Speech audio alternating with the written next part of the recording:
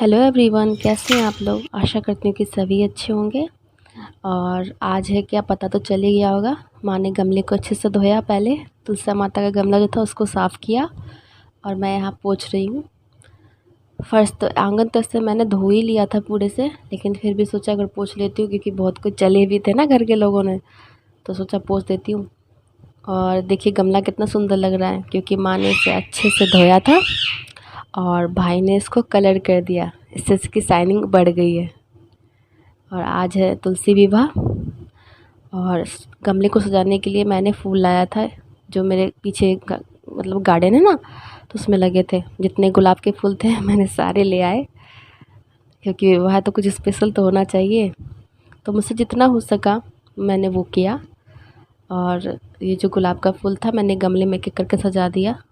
और कोई फूल अवेलेबल था नहीं, बस देखा गुलाब था, उठा के ले आई। और किसके किसके घर में हुआ था और कैसे कैसे आप लोगों ने किया, प्लीज़ कमेंट करके ज़रूर बताइएगा, क्योंकि हर कोई का रस्म रिवाज थोड़ा अलग अलग होता है ना। तो मैं इसको पहले सजा लेती हूँ अच्छे से। और फर्श पूरा गीला था तो सूखने का वेट भी कर दी, तब तक मैं गमले को अच्छे से सजा लिया। और मेरी तुलसा माँ है ना, इनमें 2 डाल लगी हुई है। पता नहीं मम्मी ने अलग अलग लगाया था कि क्या दोनों के दोनों अलग अलग दिशा में। और ये देखिए गमला कितना खूबसूरत लग रहा है, 4 चाँद लग गई तुलसा माँ में।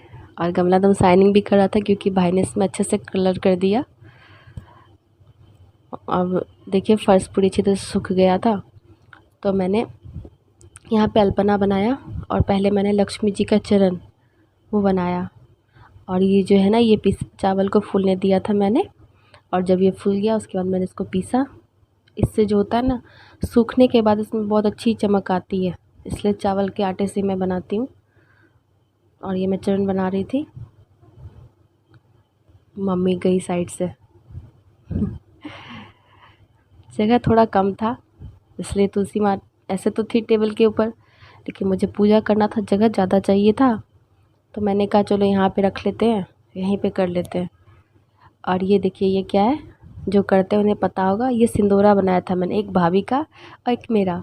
इसमें मैं रेड गुलाल डाल दिया ताकि ये दिखने में लगे हाँ सिंदूर का किया है, पूरा खूबसूरत लगे, इसलिए मैंने इसमें लाल गुलाल भर दिया।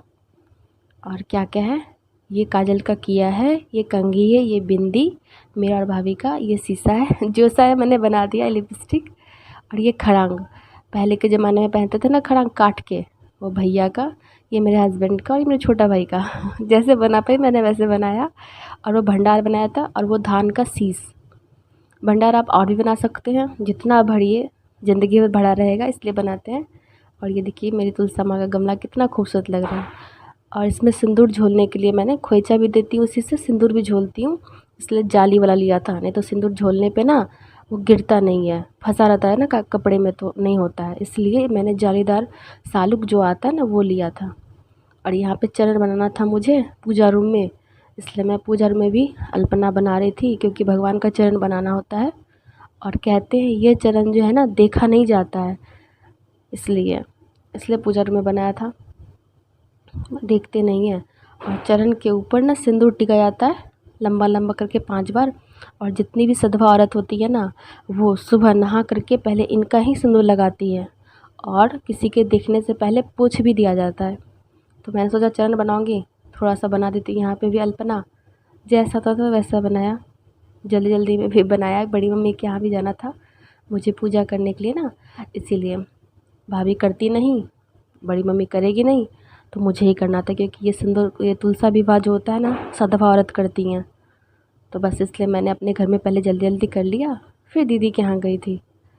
तो जैसा मुझसे बन सका तो मैंने वैसा ही बनाया, समय नहीं था ना उस हिसाब से। और यहाँ पे चरण जो बनेगा ना वो उनका बनता है, स्वीट पोटैटो होता है ना, और एक सुथनी सा करके क्या बोलते हैं, तो सुथनी का बनता है, जिन्हें पता होगा वो तो जान गए होंगे। सुथनी का चरण बनाया जाता है और ये देखा नहीं जाता है, इसलिए मैं जब बना रही थी तो मैंने पॉज़ कर दिया था। और बता रही थी मुझे पीछे से मेरी बड़ी माँ कि ऐसे करो वैसे करो।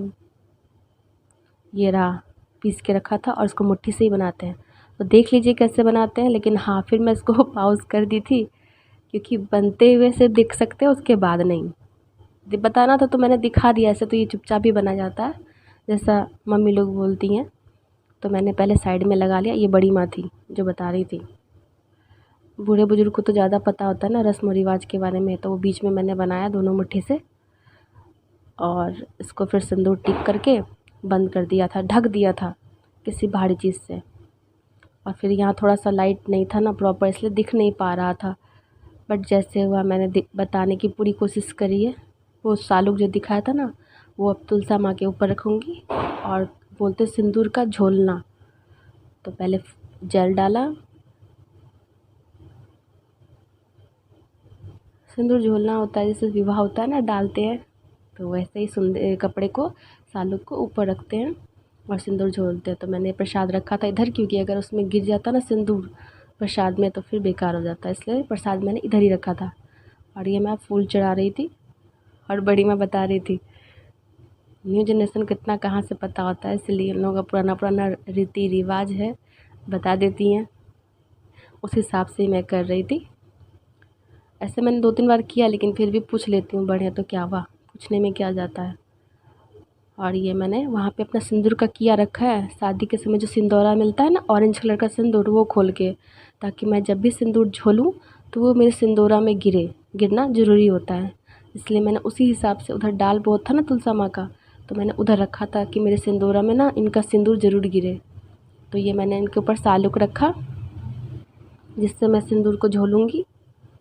तो वो सिंदूर का किया निकाल रहे थे मैं, इसलिए मैंने अपना किया वहाँ खोल के रखा। सिंदूरा शादी वाला रखना है, जो शादी के समय मिलता है ना वो वाला।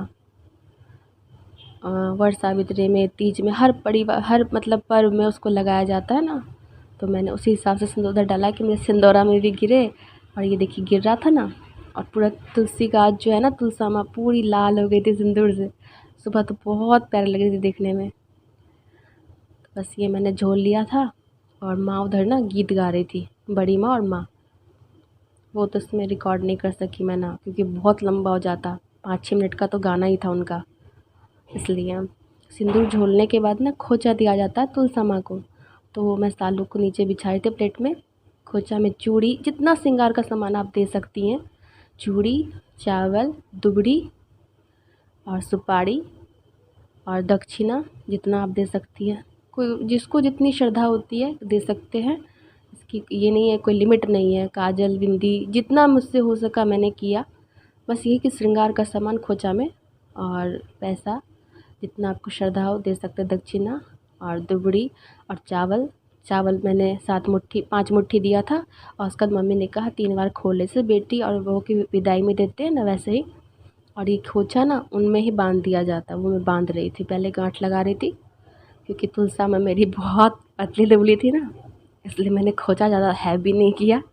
और बस ये तुलसा में मैं बांध रही थी। आप लोग ज़रूर बताइए कि आप लोगों ने कैसे किया। इस दिन भगवान जल से निकलते हैं ना, विष्णु भगवान। तो वो तुलसा में मैं खोचा बांध रही थी। समझ में नहीं आता 2-2 अलग अलग डालते किधर बांधूं। फिर मैंने एक में ही बांधा, नहीं तो दिक्कत हो जाता ना, इसलिए मैंने एक ही डाल में तुलसा खोचा को बांध दिया। आप लोग ज़रूर बताइए आप लोगों ने कैसे किया। उसके बाद मैं अगरबत्ती दिखाई और आरती करने के लिए ये मम्मी ने कपूर रखा था। लाइट प्रॉपर नहीं था यार, लाइट की वजह से पूरा दिख नहीं पा रहा था। सोचा था पता नहीं था कितना लेट कर पाऊँगी। और ये आरती करी थी मैं कपूर से।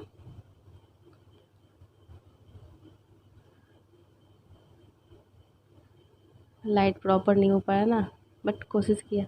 उसका ये शंख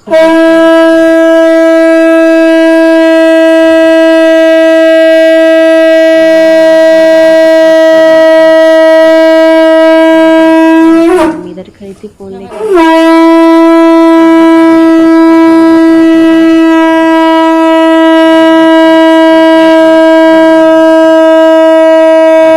तो रात में होता है सवेरे।